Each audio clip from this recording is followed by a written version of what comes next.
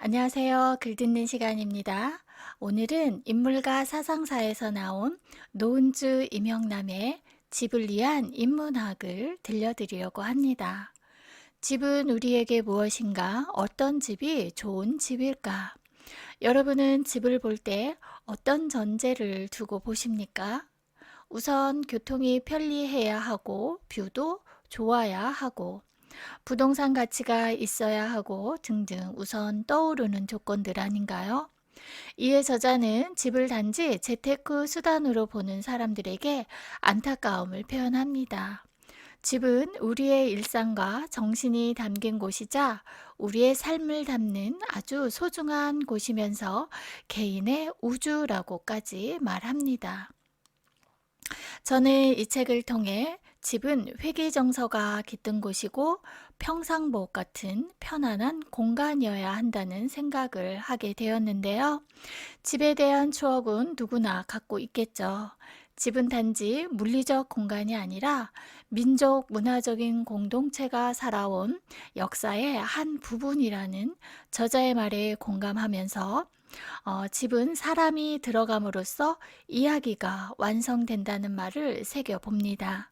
특히 요즘 1인 가구가 늘어나면서 집을 단지 잠만 자는 숙소로 여기게 되는 사람들에게 집을 위한 인문학이라는 이 책은 특별한 의미로 다가갈 것 같습니다. 이 책을 쓴 노은주 임영남은 부부 건축가입니다.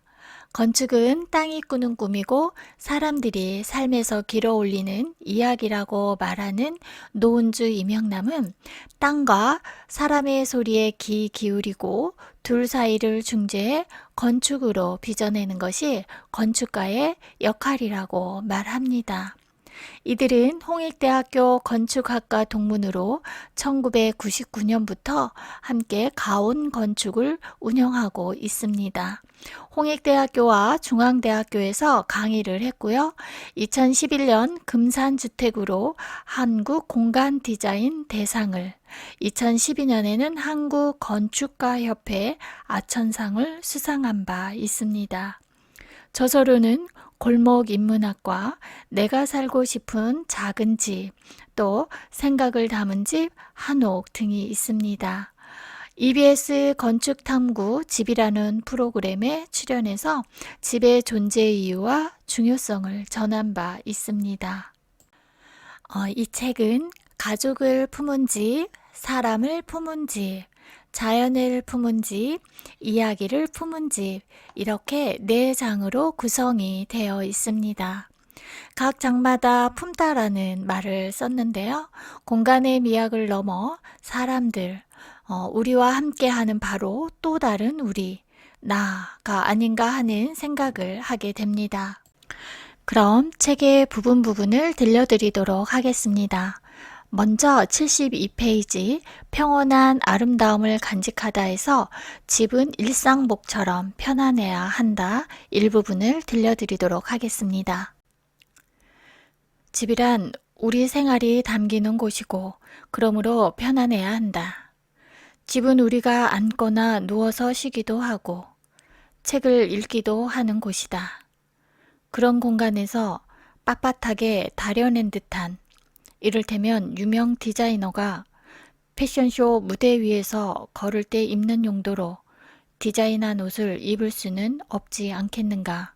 집이란 우리에게는 무릎 나온 트레이닝복처럼 헐렁하고 편안해야 한다. 다음은 자연의 질서, 인간의 질서 중에서 회화나무가 만드는 풍경을 들려드리겠습니다. 212쪽입니다. 심수정은 경주 양덕마을에 있는 집이다. 집이라기보다는 정자이며 가문의 서당 역할을 하던 곳이라고 한다.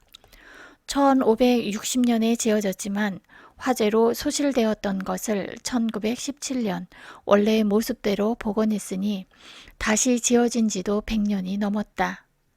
이 집은 월성 손씨와 더불어 양덕마을을 이루고 있는 또 다른 축인 여강 이씨 집안의 정자로 서백당이나 향단 등과 함께 양덕마을을 대표하는 건물이다. 경사지에 편안하게 앉혀놓은 집의 배치도 좋고 좋은 제목을 다듬어 집을 만든 솜씨도 대단하다. 말이 필요 없다. 결이 좋은 이 집 기둥이나 마루를 손으로 쓸어보면 알 수 있다.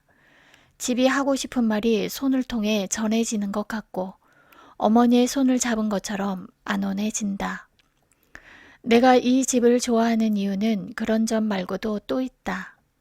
양동마을을 관통하는 주 도로를 조금 따라 마을로 들어가다 오른쪽으로 꺾어져 심수정으로 올라갈 때면 축대위 담장과 그 옆으로 일자로 심긴 네 그루의 오래된 회화나무가 만드는 풍경이 보인다. 오래된 담장과 나무가 있는 풍경이야 우리나라 구석구석 오래된 집들이 갖고 있는 일반적인 풍경이겠지만 이 집은 특이하다. 자세히 보면 회화나무 네 그루가 일렬로 정연하게 서 있는데 세 그루는 담장 안에 있고 한 그루는 담장 밖으로 나가 축대 끝에서 몸을 기울인 채 활발하게 앞으로 내달리고 있다. 나무의 수령은 대충 보아도 200년은 훌쩍 넘은 것 같다. 처음 갔을 때 그 풍경이 너무 재밌어서 집을 보기도 전에 그 나무 아래에서 한참 올려다 보았다. 나무에게 어디로 가는 길이냐고 물어보고 싶었다. 생생하게 살아있는 나무와 차분하게 앉아있는 집이 만드는 역동적인 풍경에 매료된 것이다. 한 그루는 담을 훌쩍 넘어 마을로 뛰어가는 것 같았고 세 그루는 집 안에서 나가는 나무를 심각하게 쳐다보는 것 같았다. 이 집이 처음 지어진 지 450년이 되었으니 나무는 집을 지어지고 나서 심어진 것 같고 불에 탄 것을 다시 세운 것이 100여 년쯤 되니 나무는 그보다 나이가 많은 것 같다. 집을 지은 뒤 나무를 심었거나 나중에 담을 새로 쌓을 때 나무를 적당히 피해 심었거나 지금의 구도로 만든 것은 집을 지은 이에 어떤 의도가 있어 보인다. 일직선으로 뻗어나가는 자연의 질서와 집을 감싸 안으며 둥그렇게 감아도는 담장이 만드는 인간의 질서가 서로 공존하는 풍경이었다. 두 개의 질서는 서로 다른 방향과 서로 다른 질감을 갖고 있지만 적당히 비켜주며 자신의 길을 가고 있었다. 집 안으로 들어가면 여러 개의 현판이 달려있다. 심수정이라는 현판과 함어정, 이양제, 삼간헌이라는 현판 모두 합해서 4개다. 그중 삼간헌이라는 현판은 3가지를 본다는 의미인데 마루에 달린 3개의 바라지문을 열면 문 하나에 회화나무가 한 그루씩 담긴다. 심수정은 멱한되지 않는 작고 고요한 집이었는데 자세히 들여다보면 의미와 자연과 건축이 어우러지고 서로 교차되며 입체적인 풍경을 만들어내고 있었다. 우리의 건축은 그런 역동성을 기반으로 하는 움직이는 건축이다. 그런 기운이 한국 건축의 아주 중요한 바탕인 것이다. 끝으로 비움과 채움의 삶의 풍경 중에서 비워져 있지만 채워져 있는 공간을 들려드리겠습니다. 268쪽입니다. 비워져 있지만 채워져 있는 공간. 집을 지으려는 사람들의 로망은 대체로 마당, 마루, 다락 등 아파트에서는 경험할 수 없는 공간들을 원하면서 시작된다. 그래서 보통은 땅의 한편에 커다란 집을 안치고 널찍하게 남은 부분에 잔디를 심어놓고 흐뭇해한다. 집이라고 하면 일단 방이 모여 있는 건물 내부만 생각하고 마당이란 그저 건물 바깥에 나머지 빈 공간일 뿐이라고들 생각하기 때문이다. 원래 우리 건축에서 집과 마당의 관계는 그렇게 간단한 것이 아니었다. 액자 속에 있는 그림과 여백의 관계와 비슷하다. 그림을 그릴 때 무언가 대상을 그리고 나면 빈 부분이 생기는데 서양의 그림은 무언가 표현하고자 하는 대상이 중요하게 생각되는 데 비해 동양의 그림은 그리고자 하는 대상만큼이나 나머지 즉 여백도 중요하게 생각되었다. 그래서 그림을 그릴 때 어떤 그림을 그리느냐만큼 얼마나 여백을 훌륭하게 비워 놓느냐 하는 것도 아주 중요한 요소였다. 동양과 서양의 건축이나 집에 대한 생각의 차이 또한 그런 관점에서 비롯되었다고 할 수 있다. 최근에는 마당이 있는 집을 짓는 사람이 조금씩 늘고 있다. 마당을 갖고 싶다면서도 막상 집을 짓고 싶다고 우리를 찾아오는 사람들과 이야기해보면 마당을 구체적으로 생각하는 사람은 별로 없다. 안방은 이렇게 해주세요. 아이들 방과 서재는 저렇게 해주시고 부엌은 거실과 붙여서 가족을 보면서 일을 할 수 있게 해주세요 등 방의 성격과 위치, 모양, 분위기에 대해 아주 자세히 시시콜콜 이야기한다. 그런데 마당은 대충 잔디를 깔든가 나무로 만든 데크를 놓든가 뭐 그런 정도의 요구뿐인 경우가 대부분이다. 사실 마당도 방처럼 여러 가지 모양과 여러 가지 색깔과 여러 가지 온도를 가져야 하고 다양한 이름을 붙여야 한다고 생각한다. 그냥 빈 곳이고 멀리서 보는 곳 혹은 꽃을 키우고 나무를 심는 그런 곳일 뿐만 아니라 빛으로 채워지기도 하고 사람들의 움직임으로 채워지기도 한다. 즉, 마당은 여백을 느끼게 해주기도 하지만 어찌 보면 가득 찬 느낌을 주기도 한다.